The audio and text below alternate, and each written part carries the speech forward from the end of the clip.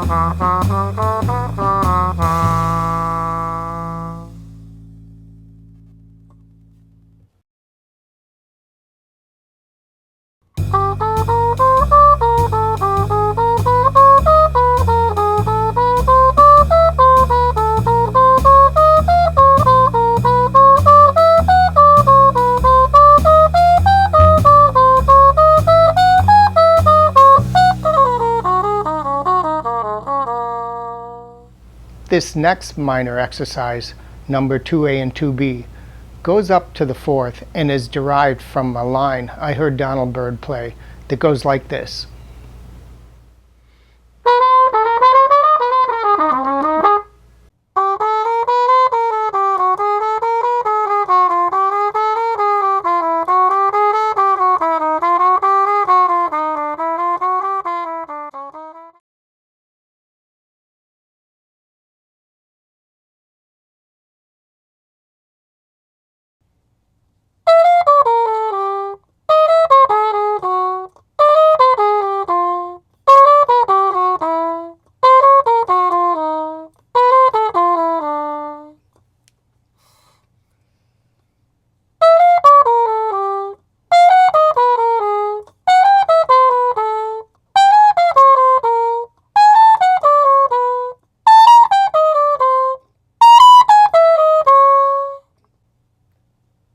The last 2 exercises, number 4 and number 5, I start on the lowest note of the trumpet, so you play them ascending only.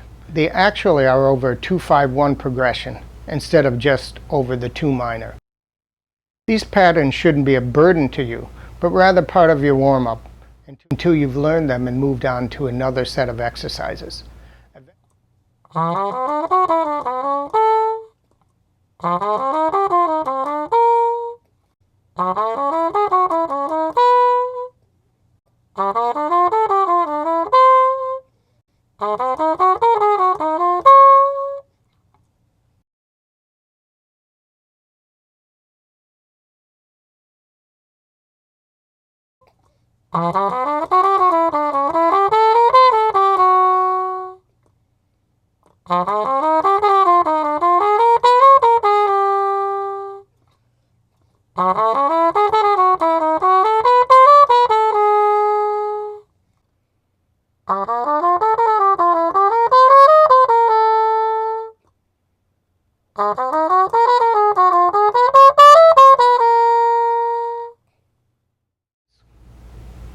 Eventually, these lines become second nature to you, and you can improvise more freely, so you'll sound like this.